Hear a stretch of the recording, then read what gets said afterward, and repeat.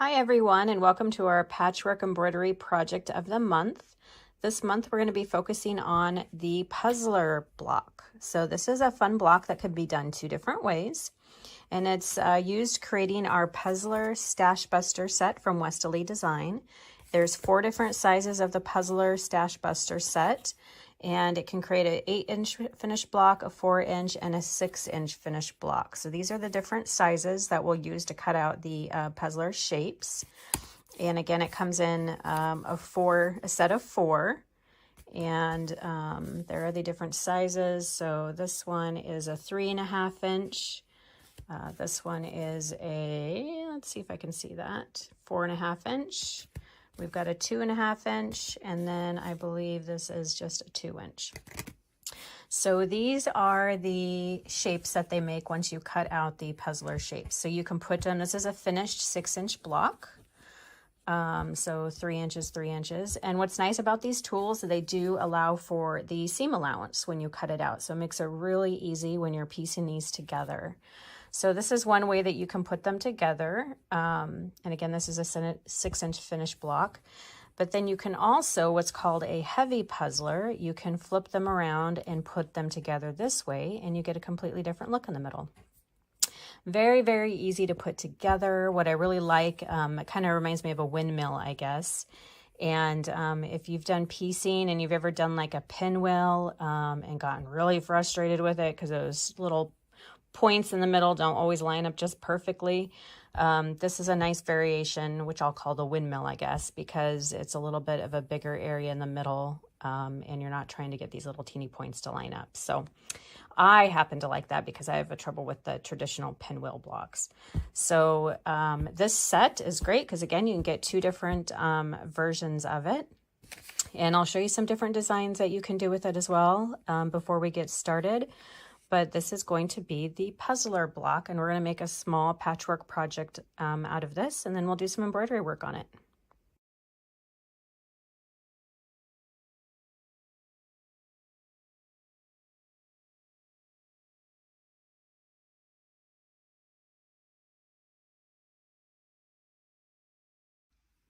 So here's an example of just a small little quilt project put together, just a small wall hanging with the puzzler blocks and then some Westolee designs mixed in there. So you can use the same color fabric or you can mix it up, but that's just to kind of give you an idea of what it looks like when you lay it out separately in different blocks. I think for today, when we practice it, we're going to go ahead and try to butt the blocks up together and see what kind of pattern we get, but I'll show you some examples of that as well.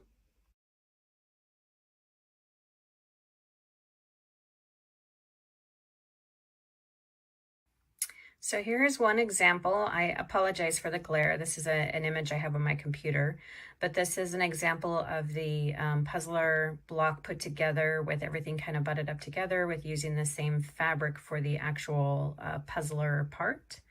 And that gives you a really nice repetitive pattern and look for a quilt. So that's one way you can do it.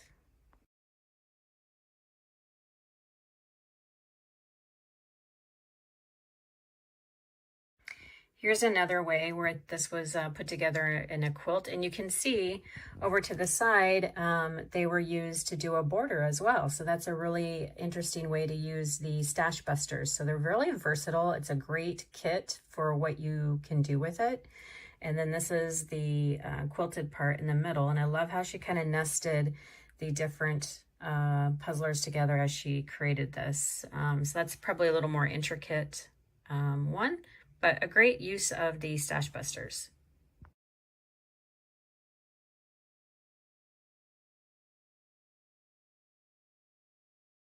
You could also lay them out this way and continue laying them out like this and do a border or have this be the entire design in your quilt. That's a fun way to use them.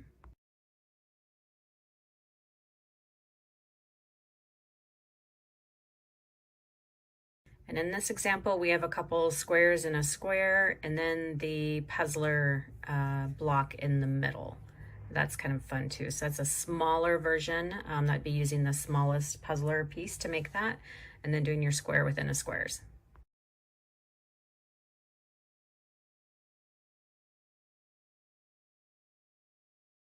So as you can see, we have lots of options. So we're going to go ahead and get started. And I think I'm going to start with the 3.5-inch puzzler, because that's going to give us our 6-inch finished block. So we're going to go ahead and get some fabric out and we'll start cutting.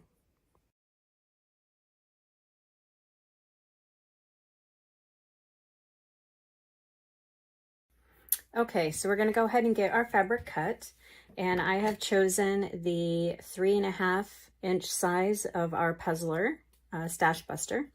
And a good way to get the correct strips of fabric is we're going to use our Wesley Design adjustable locking ruler. And you know, most of you probably have this and know how to adjust this to get the measurements you want. But a nice trick too is you see how this has the kind of a black stopper here on the bottom of the Stash Buster. So what we're going to do is we're going to put that in here and we're going to use that to line up so we get the correct strip of fabric. So usually I get it on one side, tighten it up just a little bit, move it down over here to the other side, make sure that that is touching and that is touching there. And I'm going to push this up, make sure that's nice and tight. And then I'm going to come back and readjust this one and make sure that it's hitting there and hitting there, and then retighten that. And now I have the exact size for the strip of fabric that I need to cut for this. So I'm gonna go ahead and get the strips cut out. Okay, so I have my strips of fabric cut, and to cut out the actual puzzler shapes, it's really nice to use a rotating mat. It makes it really easy. So I'm gonna start out, and I have my straight edge right here. I'm gonna butt up the black guide right to the end of that and just do my cut, and there we go.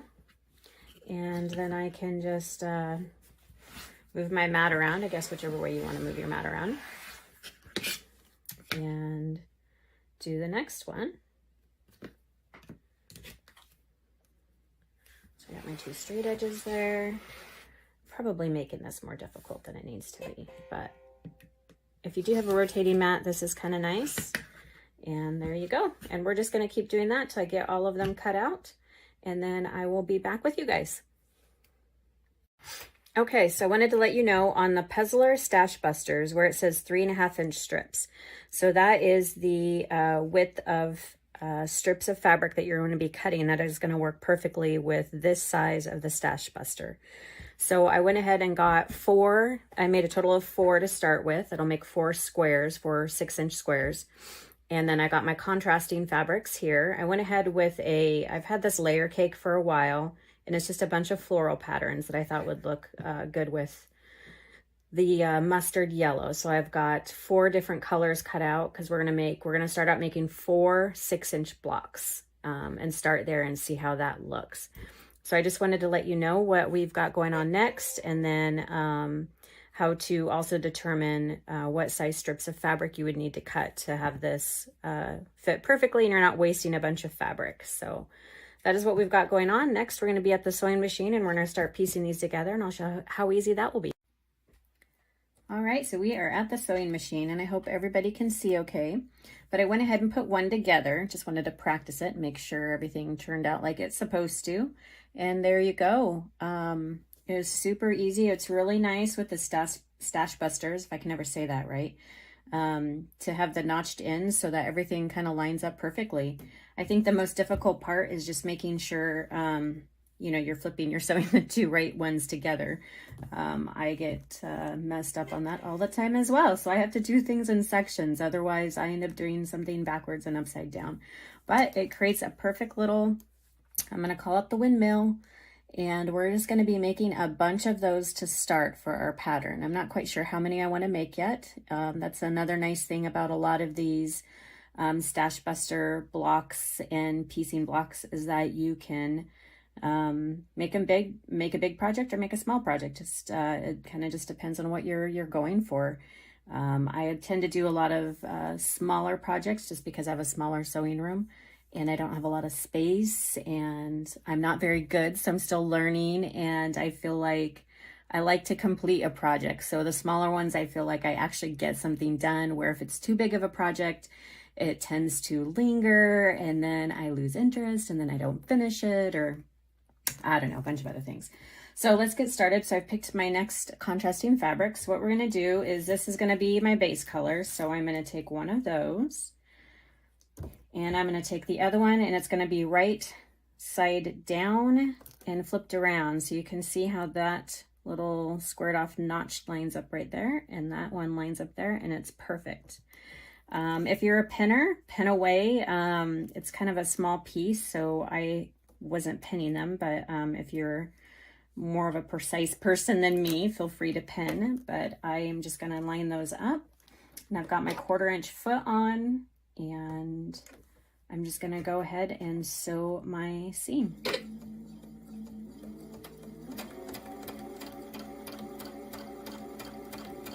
I don't know if any of you have this 1/4 inch foot, which has a guide on it. I really like that because it helps me keep everything nice and even. It's a really handy foot.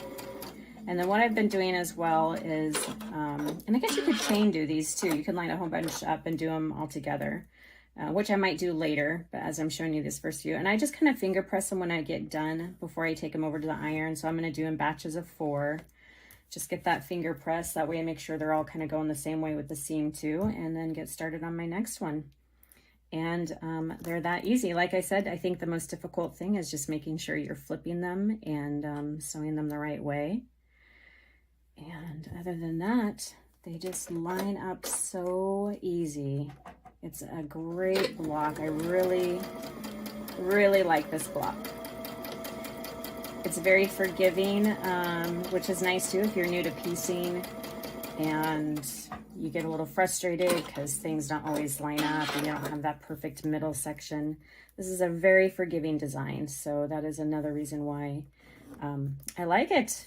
It's doesn't show all your mistakes if you're just kind of starting out and you haven't got all the tips and tricks down yet, or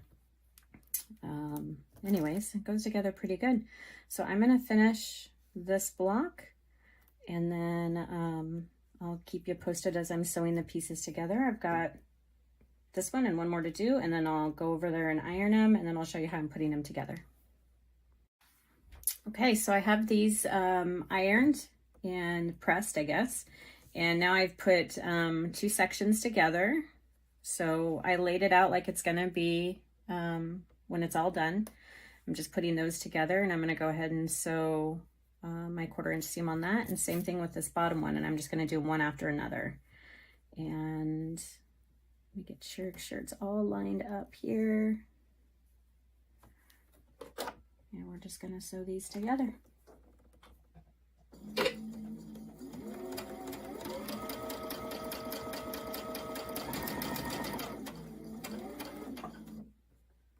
Make sure that's still lined up down there. All right, I've got my other one.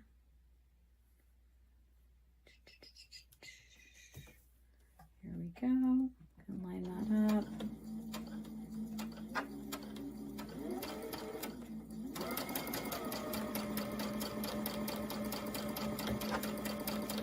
Okay, so now I'm going to go press these and then put these 2 together, and we will have our finished block.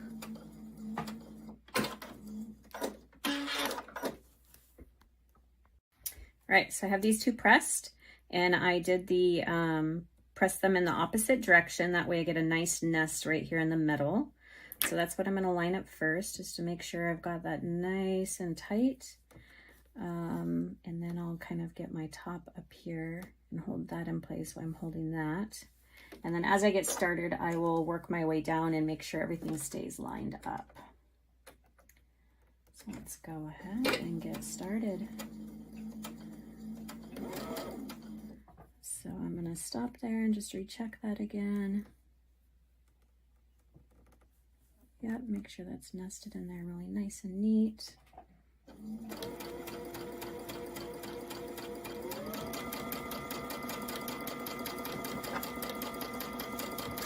For some reason this fabric is a very frays quite a bit. It's a really pretty fabric, and I don't remember now what brand it is or who the manufacturer is. It's really pretty, but it does fray when you're cutting it quite a bit. I don't know, do you guys run into that a lot where you get fabrics that fray more than others? So I'm going to press that, just finger press that open. And there you go. Voila.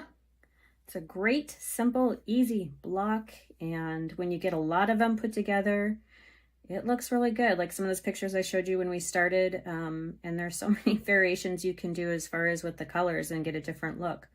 So we're going to keep moving on with this, and I'll keep you updated on the blocks as I get them done. I'm going to finish 4, set of 4, and then we'll look at the different layouts that we can do. All right. Okay, we're back. We have all 4 blocks done. Now I'm going to square them up, and you can use a variety of rulers to square up. I could use the adjustable ruler I was using before, but I already have that lined up to cut my strips. So I'm going to use this handy little guy. Our adjustable rulers come in lots of different sizes, and sometimes it's nice to have the smaller ones on hand too. It still has our 60-degree and 45-degree lines on it. This is a 7-inch one, and I'm going to use it to square up my blocks. So they're going to be 6-inch blocks. So what I did is half a 6-inch, obviously it's 3-inch.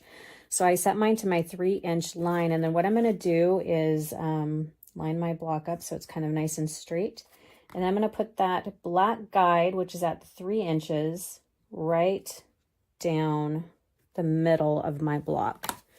And I'm going to do that all the way around, and that will give me the exact same dimension all the way around, and square this up to be 6 inches. So I'm going to go ahead and do that. Turn this way. Line that up again, right on that guide, right down the middle of my block. And like I said, there's a lot of different tools out there. We have our new squared up ruler as well that you can use. I just like this method, so I guess it's kind of a personal preference to what you want to use. I like, especially when you have a block that kind of has a center point that you can use to line it up. And I think one more turn and we'll have had all those sides adjusted so that everything should be nice and even.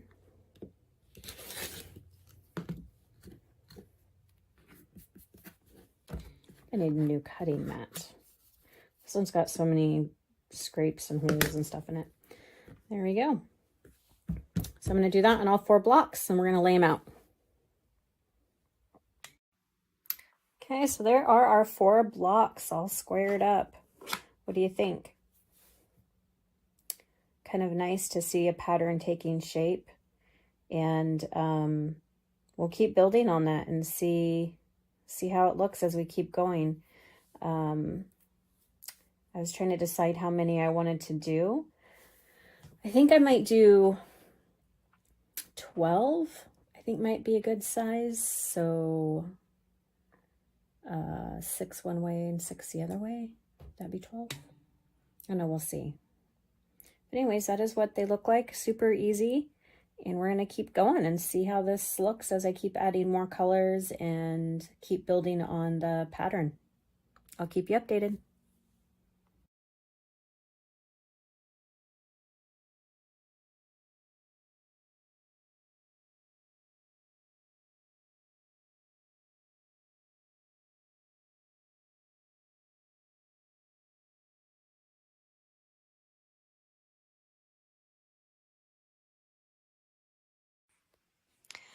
All right, so look what I have gotten done. I ended up doing 20 of them so far. So I think I'm going to stop at 20 for this particular class. But this is how I have them all laid out. And it's kind of an illusion because when you get, the more that you get, the more you start seeing this one as well. And so it's whatever your eye focuses on, I guess. Sometimes I'm seeing this one, and then sometimes I see the ones with the actual floral pattern. But this is what it looks like with 20 of them put together. So I think I'm going to stop there, and I'm going to start putting the rows together. And we'll do that next. And then after we get all the rows put together, we'll start looking at what we're going to do for the border. So I'm going to just start at the top, and I think I'm going to put my rows together going across probably. Anyways, we're going to get started on that next, but I wanted you guys to see how it looks with about 26-inch blocks put together. Okay, so here's an update. I have my rows sewn together. So I ended up going this way first. And honestly, I don't know if there's a right or wrong way. Maybe there is. I don't really know. But yeah, so I got the rows sewed this way together. And I was just going to say too, if we didn't want to put it all together, I was thinking that this would be a fun pattern too. You could always put some sashing or a border strip in between each of these. I think for this project though, I'm gonna put them all together, but that's something you could do too to kind of give it a different look. So anyways, I'm gonna start now putting the rows together this way and see what it looks like when it's all done. All right, we're back. So I have this, I've got quite a lot done that I'm going to go over with you guys, but I did get all of this pieced together. So that's what it looks like right now. And it's kind of nice depending on what you focus on. Sometimes if you focus on this, you kind of see just the solid color of the windmill, and then, or you can focus on the actual pattern of the floral that I put in there. But that is it all pieced together. Sorry, I had it all folded up, so it's a little all wrinkly. Well, and then next I'm going to show you what we're going to be doing for the borders around the outside. So if you remember at the beginning, I showed you a picture how she used the Puzzler Stash Buster to do the border as well. So we're going to do a little bit of that. I'm going to show that to you next.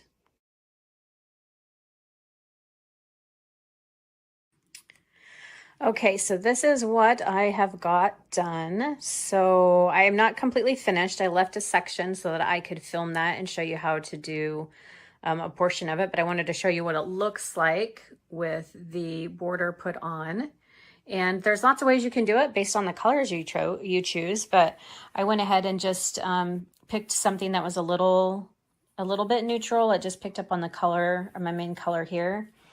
And so what you're going to do is you're just going to be stacking them, and you're going to be creating like just one half of that windmill section that we put together, a 6-inch block, and then just a solid block you're going to be attaching to it as you just build your border all the way up.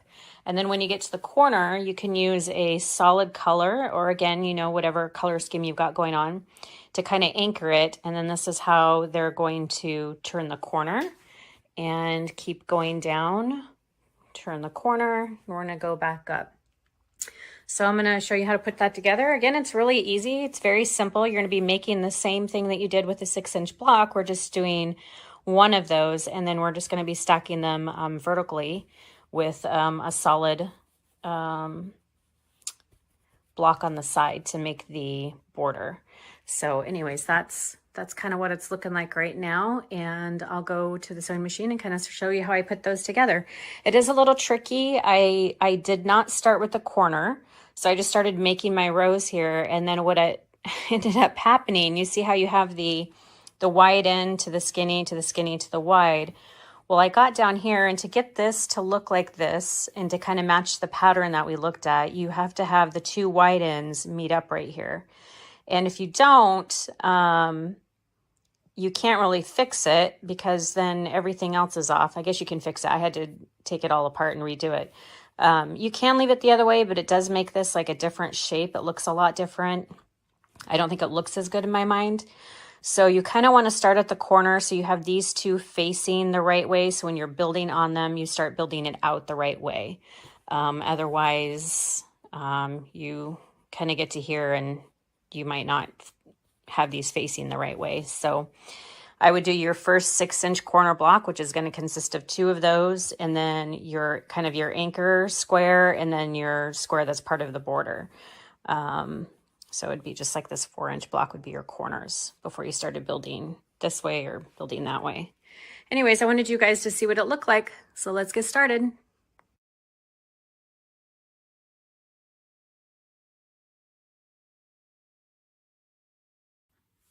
Okay, so we're going to talk a little bit about building our borders. So what you're going to need for your borders are your 3.5-inch squares. So if you recall, we cut our fabric into 3.5 inches. We set our adjustable ruler to 3.5 inches to cut our strips, which was perfect for the stash buster size that we're using. So we're still going to use that same size. So we're going to have 3.5 inch blocks. And that's what's going to make our border, as well as the solid corners of our borders as well. So you're going to want 3.5 inches. You're going to want 4 3.5 inch squares of whatever you want to use as your cornerstone of your corner. And then for the rest of the blocks for the border, you're going to have 3.5 inches as well. The next thing that we're going to want to have is, because of how we're putting these together, you want to make sure you're going to have equal of them going one way and then going the other way. And that's how we're going to have to build them together. So the easiest way to do that, I found, was just to take my 3.5 inch strip of fabric, fold it in half, and when using my stash buster and I cut this out, I automatically get one going this way and one going the other way. And I did that with all of my fabric. So for the floral that I used, I did that as well. So I just went ahead and got this cut in advance and cut enough to go one way, the other way, both of those. So then as we're putting together the border, which I'll show you right here, you already have those cut and ready to go. So for each one, you'll need one of each because of how we're stacking them together. And I did them in sections of the 4 inch or 6 inch, I'm sorry, four squares, which comes to be a 6 inch block. So I did them in the sections of 4. So I just did obviously one of those, put this part together, made my block of 4 6 inch, and then did my next one and kept putting them together. Now, when you get to the corner, again, that's where you want to make sure that as you're building this, you want the wide end to meet up with your block that's going to be the cornerstone of your corner. You want the wide end on both of these fabrics or contrasting fabric to butt up like that. And that's what gives you that nice little corner design right there. So that is a set as well, a 6 inch block right there. And like I said, I kind of start with the corner. So get this part built first, and then you can easily keep building on that for the length of your project, depending on how big you're going to do it, until you get to your next corner. And then you're just going to turn the corner and do the same thing. So really easy to build on. So I'm almost done. What I'm going to do now is continue on right here. This is the corner, the bottom right there, if you guys can see that. So this is the corner, and I'm going to keep building. I've got 2 more sections that I need to do, 2 more 6 inch blocks that I'm going to add on to that, and that will get me to my next corner, which will be my final corner. I'll put that together, and then we'll be done. So for now, if you haven't, go ahead and get your fabric cut out, and make sure, again, you have them going both directions, because you'll need them as you're putting them together. And then I usually keep the previous one in front of me to make sure that as I'm building it, you're building it the right way. It's really easy to get them backwards or confused, which I've done numerous times. So I finally just decided to keep it in front of me as I'm doing it. So that way I can look and I can just be like, oh, okay, yeah, so I need this one now to go this way. Then let's see. Yeah, so that's going to be the next one. It's going to go like that. You're going to be popping in your solid, your other 3.5 inch block right there, and you can just keep building them as you're going. So that's a really easy way to do that. That's what I'm going to continue to do, and I'll show you it when I get that next part done. Okay, so I'm going to show you guys how to put together the corner just one more time. So this is what I've got done so far. It's almost done. So started building the corner down here. I haven't actually pieced this part together yet because I'm still building this run, but I've got it coming all the way down. And so you remember how I was talking to you about the 6 inch blocks. So we have 4 of the units that make up a 6 inch block. So that's how I was starting. You start with your corner, and then you can do another 4 unit 6 inch block, another 4 unit 6 inch block, another 4 unit 6 inch block. Well, depending on how big you make that, will determine how many of those you need to do. With how many of these I made, what ended up happening is my last one ended up being 3. So I had to add one more right here before I got to my corner. So this is the last corner. So you're going to have your one solid 3.5 inch block, which is going to be, I'm just calling it the cornerstone of the corner. And then you're going to obviously build off of this. So you're going to have one of these and one of these, which is going to make that unit right here. I'm going to have another 3.5 inch block right there. And then again, finish this one right here. So I'm going to piece all of this together, piece that together, come back, and I'm going to have my 4 unit put together, and I'm going to square that up into a 6 inch block again, and then I'll be able to join that to this, and then I'll be able to complete this entire run. And that will be done with our piecing. So I'm going to go do that, and then I'll be back.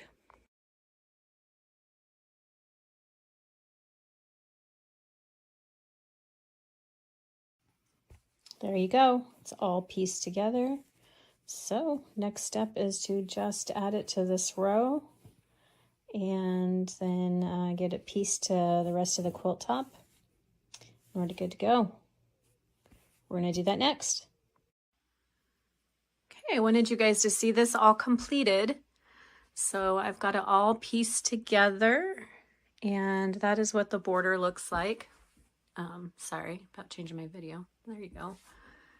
And that is a project. So overall, this measures about 34 by 40. So 34 in the width and about 40 in the length.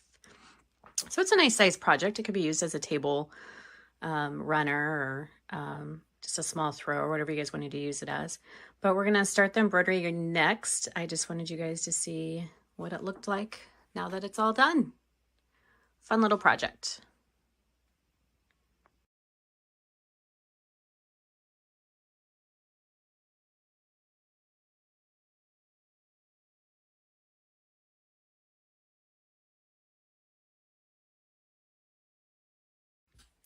Hi everybody, I'm back, and we have finished this project. So I didn't really film the embroidery part of it. I'll show you a couple snippets of it, but I was doing something new that I've never done before, and this is one of our new sampler set edge-to-edge embroidery designs. So it's just a repeated design, and you just keep hooping it multiple times, you line it up, and it gives you just an all-over edge-to-edge quilt design. So I just used a neutral thread. I didn't want the embroidery to like completely pop out and take away from all the piecing and the design. So when you get up here, you can see it stand out on the border, but it doesn't take away from the piecing either. So I thought it fit really nicely. It was a bit difficult because I've never done an edge-to-edge embroidery design before, which is one of the reasons I didn't film it, because I didn't really know what I was doing. And it was a little difficult at first to kind of get it all figured out. But in the end, I think it turned out really nice. So I will show you a couple snippets of the embroidery portion of this. But you can obviously finish your top with any of our Embroidelee designs. I think there's a lot of them that would look really good. Or if you're brave and you want to try one of our new edge-to-edge designs, they're a lot of fun. They can be a little cumbersome, I think, getting your quilt in a hoop and getting things lined up. But then once you get it down, it was really easy and it went really fast. And like I said, it does give you this nice overall quilt design, which is a fun way to finish your quilt tops versus we tend to focus on just like one main design, a flower design or a mandala or something like that, where this is just a nice finished quilt design all over the quilt. So anyways, I'll show you a couple snippets of that and some links to this embroidery design if you do want to try it. But anyways, I hope you enjoyed the project and you can get a lot of use again out of the Puzzler Stash Buster set. It's a fun one to have, and I'll throw a link in there too on the binding video that I use to do my binding. There's a gal that does a great binding video on YouTube, and super easy to watch. It's a great video. It's very step-by-step if you're new to binding as well, and I'll throw a link in that so you guys can look at that as well. But anyways, I just wanted you to see the final results. Anyways, hope you like it.